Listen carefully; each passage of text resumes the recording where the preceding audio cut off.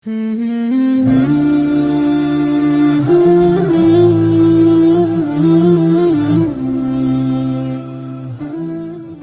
علیکم ورحمۃ اللہ وبرکاتہ۔ الحمدللہ کفا وسلام علی عبادہ الذین اصطفیٰ، اما بعد، اعوذ باللہ من الشیطان الرجیم، بسم اللہ الرحمن الرحیم۔ وَلِلَّهِ عَلَى النَّاسِ حِجُّ الْبَيْتِ مَنِ اسْتَطَاعَ إِلَيْهِ سَبِيلًا وَمَنْ كَفَرَ فَإِنَّ اللَّهَ غَنِيٌّ عَنِ الْعَالَمِينَ۔ محترم ناظرین کرام، محترم سامعین کرام، میں نے سورہ ال عمران سورہ نمبر 3 کی آیت نمبر 97 آپ لوگوں کے سامنے پڑھی ہے۔ آج میرا عنوان ہے حج کیسے کریں۔ حج کیسے کریں، یہ ٹاپک ہے اپنا۔ تو ہم حج کرنے کے لیے انڈیا سے جا رہے ہیں، اور الحمدللہ انڈیا والے جو انڈیا سے جاتے ہیں وہ حج تمتع کرتے ہیں، اور حج کی 3 قسمیں ہیں: حج تمتع، حج قران، حج افراد۔ حج تمتع مطلب پہلے عمرہ کرنے کے بعد کپڑا اپڑا اتار دیے، احرام کھول دیے، اس کے بعد 8 ذو الحجہ کو حج کے لیے احرام باندھنا، یہ حج تمتع۔ تمتع کا مطلب فائدہ اٹھانا، اور احرام کرنے کے بعد آرام کرنا، اس کے بعد 8 ذو الحجہ کو احرام باندھنا حج کے لیے۔ حج قران، قران کا مطلب ہے ملانا، عمرہ اور حج کو ملا دیے، ایک ہی احرام میں دونوں کر رہے ہیں، عمرہ بھی کر لیے، بال بھی کاٹ لیے، پھر اس کے بعد احرام کو نہیں اتارے بلکہ 8 ذو الحجہ کو پھر وہیں سے شروع حج کے لیے۔ حج افراد، حج افراد کا مطلب صرف حج کرنا۔ تو اس میں یہ ہے کہ اگر عرفہ میں بھی پہنچ جائیں گے احرام باندھ کے، پہلے تو مینا پہنچے، یا پھر ڈائریکٹ عرفہ بھی پہنچ گئے، یا فجر کے وقت عرفہ کراس کر کے مزدلفہ بھی آ گئے، تو انشاءاللہ حج افراد ہو جائے۔ اور حج افراد میں یہ ہے قربانی نہیں ہے، یاد رکھیے گا، حج افراد میں قربانی نہیں ہے۔ حج قران میں قربانی کا جانور ساتھ لاتے ہیں، اور حج تمتع میں وہیں جا کے لیتے ہیں۔ یہ سب ایک طریقہ ہے۔ چلیے اب حج تمتع کر رہے ہیں، وہ بھی انڈیا سے کر رہے ہیں، تو پہلے یہ ہے کہ ہم اور آپ ارادہ کر لیں۔ اگر حج ٹور سے جا رہے ہیں پوری تیاری کر لیں۔ یہیں رہ کر ہم کو صبر کا مادہ لینا بہت ضروری ہے، صبر بہت ضروری ہے، کیونکہ وہاں جانے کے بعد اتنی پریشانی ہوگی کہ آپ جھنجھلا سکتے ہیں، اس لیے صبر سیکھ کے جائیے۔ پیسہ لگا کے جا رہے ہیں تو وہاں پریکٹس کرنی پڑے گی، اور اپنا مال خود اٹھائیے گا، دوسرے اوپر نہیں دینا۔ اس لیے لوگ بوڑھے لوگ جاتے ہیں، جبکہ جوان لوگوں کو حج کرنا چاہیے۔ تو حج سے پہلے یہ کرنا ہے کہ مال حلال کا ہونا چاہیے، حرام نہیں، حلال مال لگائیے۔ قرض لے کر بھی آپ حج کے لیے جا سکتے ہیں، اگر آپ کے پاس اتنی دولت ہے کہ اس کو ادا کر سکتے ہیں تو جا سکتے ہیں۔ کوئی دوسرا آدمی پیسہ دے تو آپ حج کے لیے جا سکتے ہیں، عمرہ کے لیے بھی جا سکتے ہیں۔ اگر دوسرے کی طرف سے ہم حج کر رہے ہیں تو پہلے ہم کو اپنا حج کرنا پڑے گا۔ تو چلیے ہم حج شروع کر رہے ہیں، حج تمتع۔ میقات اپنے لوگوں کا یلملم ہے انڈیا سے، تو اب اس میں کیا کریں گے، میقات سے پہلے ہی احرام باندھ لینا ہے۔ تو ابھی تو فلائٹ میں جب چڑھیں گے تو پہلے احرام باندھے ہوئے رہیں گے، نیت بھی کر لیجئے پہلے ہی، لیکن جب یلملم کے قریب آئیں گے تو اناؤنس ہو جائے گا کہ ہاں یہیں سے احرام باندھ کے جائیں، اچھا رہے گا۔ اور احرام باندھنے سے پہلے جو کام کر سکتے ہیں عمرہ میں، کہ آپ غسل کر لیں، اپنے جسم پر خوشبو لگا لیں، احرام پہ نہیں، اپنے جسم پر خوشبو لگا سکتے ہیں، اور آپ کے احرام میں خوشبو نہیں لگنا چاہیے۔ پھر احرام لے لیے، احرام 2-3 لے کے جائیے، کیونکہ میلا اولا بھی ہو جائے گا، تو آپ اس کو صاف بھی کر سکتے ہیں اور نیا احرام پہن سکتے ہیں، کوئی حرج کی بات نہیں۔ تو کیا ہوا، احرام باندھ لیے، فلائٹ پر چڑھ گئے، نیت کر لیجئے۔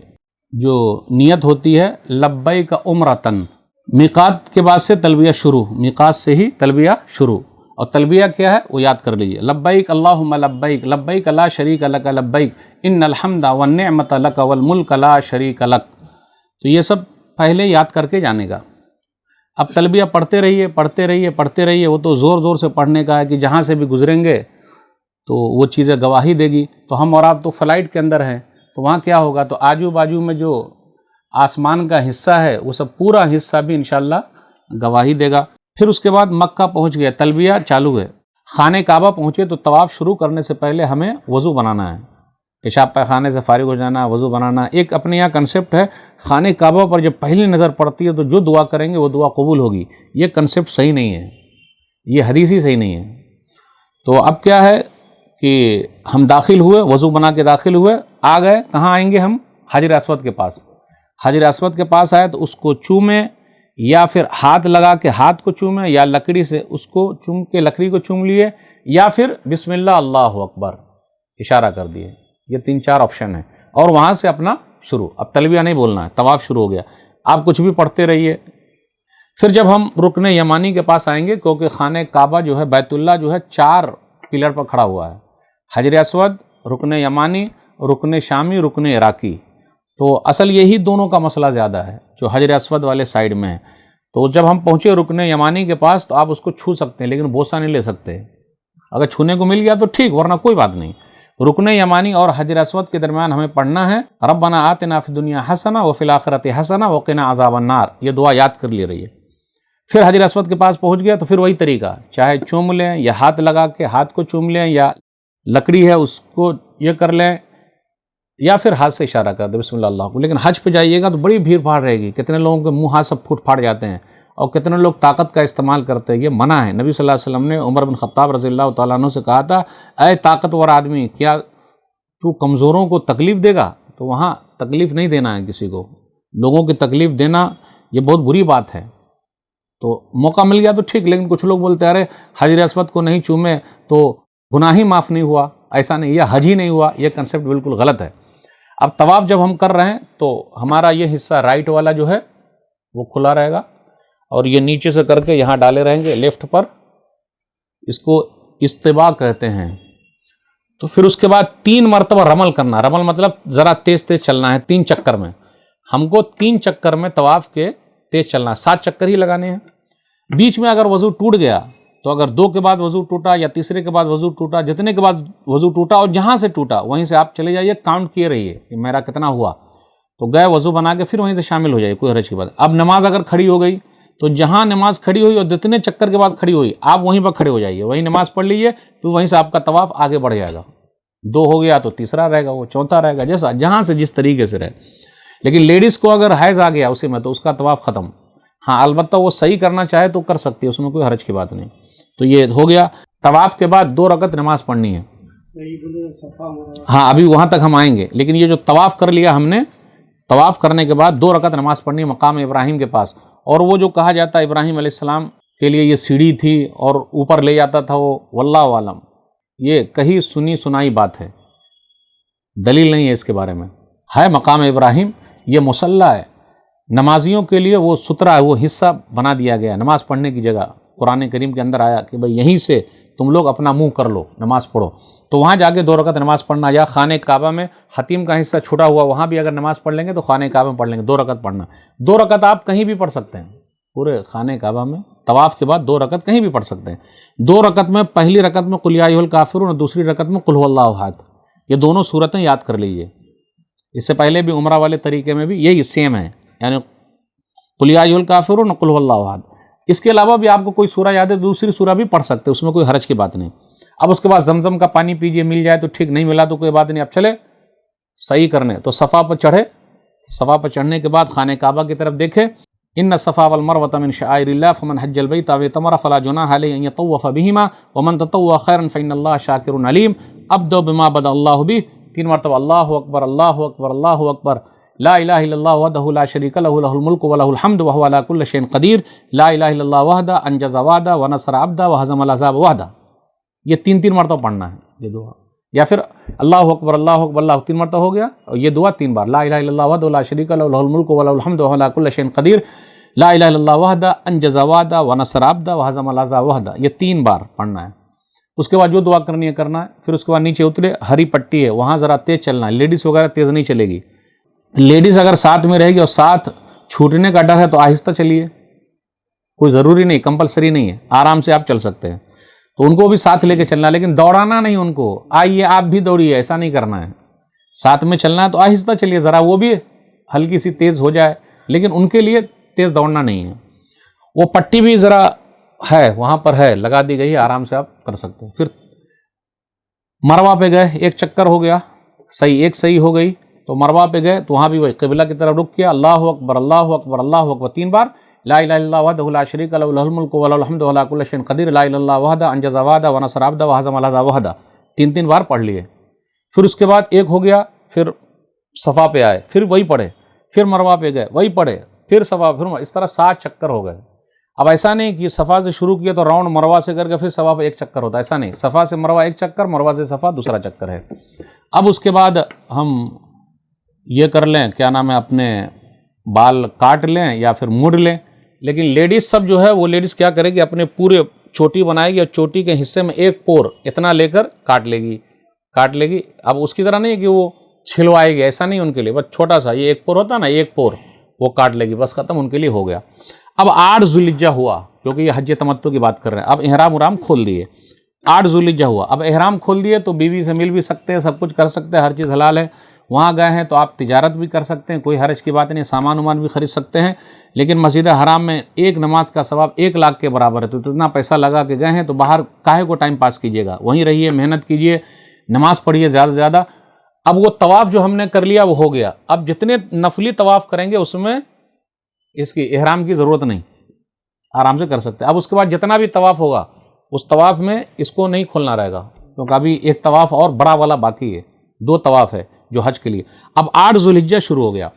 8 ذوالحجہ جب شروع ہوا تو ہم نے کیا کرنے کا, احرام باندھنے کا. جہاں ٹھہرے وہیں سے احرام باندھنا, حج کی نیت سے. کیسی نیت؟ لبیک حجن, لبیک حجن ہو گیا. اب اس سے پہلے آپ احرام باندھنے سے پہلے غسل بھی کر سکتے, اپنے کو خوشبو بھی لگا سکتے, کیونکہ بعد میں آپ لگانا اگانا نہیں رہے گا, خوشبو نہیں لگا سکتے. پھر اسی طرح سر کو ڈھانپ بھی نہیں سکتے.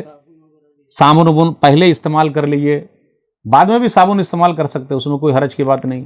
اور لیڈیز کے لیے احرام کا کوئی کپڑا نہیں ہے. لیڈیز جو گھر میں کپڑا پہنتی ہے بھائی ان کے لیے احرام ہے, الگ سے وائٹ کپڑا سلانا ان کے لیے نہیں ہے. آرام سے وہ جس کپڑے میں گھر میں رہتی ہے اسی میں احرام باندھ سکتی ہے. تو 2-3 کپڑے وہ بھی لے کے جائے, اس میں کوئی حرج کی بات نہیں. کمیٹی والے احرام نہیں دیتے, حج کمیٹی والے احرام دیں یا نہ دیں, آپ خود سے اپنے پاس رکھے رہیے, 2-3 لے کے جائیے, اس میں کوئی حرج کی بات نہیں. موٹا والا لے کے جائیے, پتلا والا بھی لے کے جائیے, تاکہ گرمی ورمی لگے تو وہی حساب سے, یا ٹھنڈی لگے تو وہی حساب سے کام آئے, وہ اس کا فائدہ. 8 ذوالحجہ ہو گیا. 8 ذوالحجہ کو ہم حج شروع کر رہے ہیں, لبیک حجن بول دیا. اب وہاں سے منی آئے.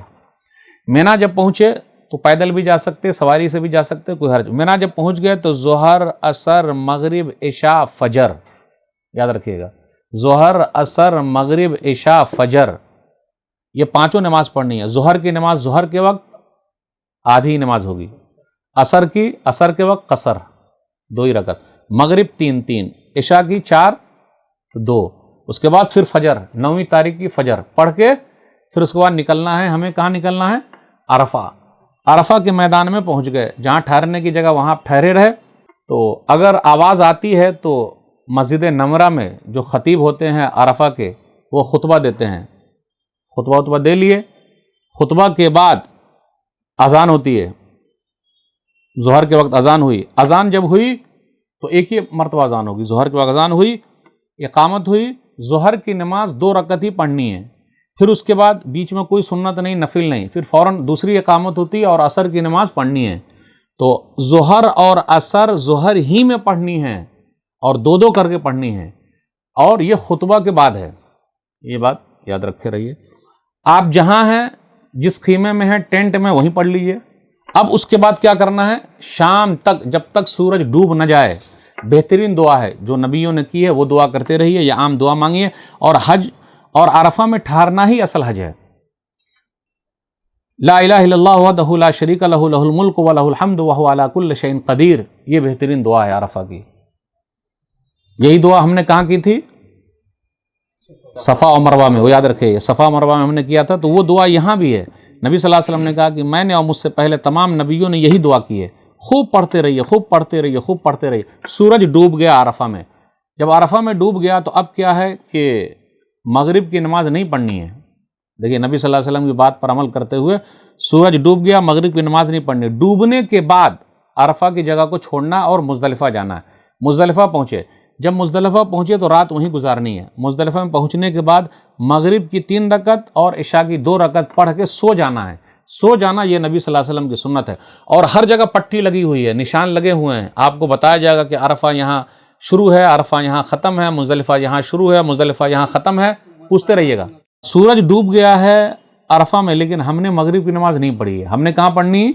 مزدلفہ میں پڑھنی. اور مزدلفہ میں بھی مغرب کی 3, عشاء کی 2, اور عشاء میں ملا کے پڑھنا ہے. عشاء میں یعنی یہ جمع تاخیر ہے, وہ پڑھ لی, اس کے بعد سو گئے. نبی صلی اللہ علیہ وسلم بھی پڑھنے کے بعد سو جاتے تھے. سو گئے, صبح اٹھے, اب فجر کا وقت ہے. فجر کی نماز ہوئی. فجر کی نماز یہ کون سی تاریخ ہے؟ 10 تاریخ ہو گئی. فجر کی نماز وہی مزدلفہ میں پڑھے نکلے. اب کتنے لوگوں کا مسئلہ ہے, کچھ موٹے لوگ ہیں، کچھ اور بھی ہیں تکلیف میں ہیں، بوڑھے لوگ ہیں، پریشان ہیں، تو ان کو نبی صلی اللہ علیہ وسلم نے پرمیشن دے دی ہے کہ وہ رات ہی میں منا نکل جائیں۔ جب منا کے راستے میں رہیں گے تو وادی محصر ہے، تو اس میں کیا ہوگا، وہاں پر تیز چلنا ہے ذرا سا، کیونکہ نبی صلی اللہ علیہ وسلم تیز چلے تھے، ابرہہ کا لشکر وہیں ہلاک ہوا تھا، وہ خانہ کعبہ کو ہاتھیوں کے ساتھ ڈھانے کے لیے آیا تھا، تو اللہ تعالیٰ نے عذاب نازل کیا، تو نبی صلی اللہ علیہ وسلم وہاں سے تیز گزرے۔ اب ہم چلے آئے، مینا پہنچ گئے، 10ویں تاریخ کو مینا پہنچے ہیں، اور عرفہ میں جب رکے تھے تو حاجی کے لیے روزہ رکھنا بھی نہیں ہے، دوسروں کے لیے روزہ رکھنا ہے، جس میں روزہ رکھیں گے تو 2 سال کا ثواب ملتا ہے۔ تو اب 10ویں تاریخ کو آ گئے، 10ویں تاریخ کو عید کی نماز بھی نہیں ہے حاجی لوگوں کے لیے، 10ویں تاریخ کو پہنچے تو جمرہ عقبہ جو بڑا والا جمرہ ہے وہاں جا کے کنکری مارنا، 7 کنکری مارنا ہے، وہ بھی چھوٹی چھوٹی کنکری چنے کے دانے کے برابر ہو، تو اللہ اکبر اللہ اکبر اللہ اکبر 7 مرتبہ کر کے مار دینا۔ اب ایسا نہیں کہ 7 کو لے کر ایک ہی اللہ اکبر مارنا، یا پھر ایسا نہیں اتنا بڑا ڈھیلا لے کے جانے کا یا جوتا چپل نکالنے کا اور گالی دے کے مارنے کا کہ شیطان کو مار رہے ہیں۔ شیطان کو نہیں مار رہے ہیں، نبی صلی اللہ علیہ وسلم نے ایسے ہی کنکری ماری ہے تو ہم مار رہے ہیں، شیطان کا کنسپٹ نہیں ہے۔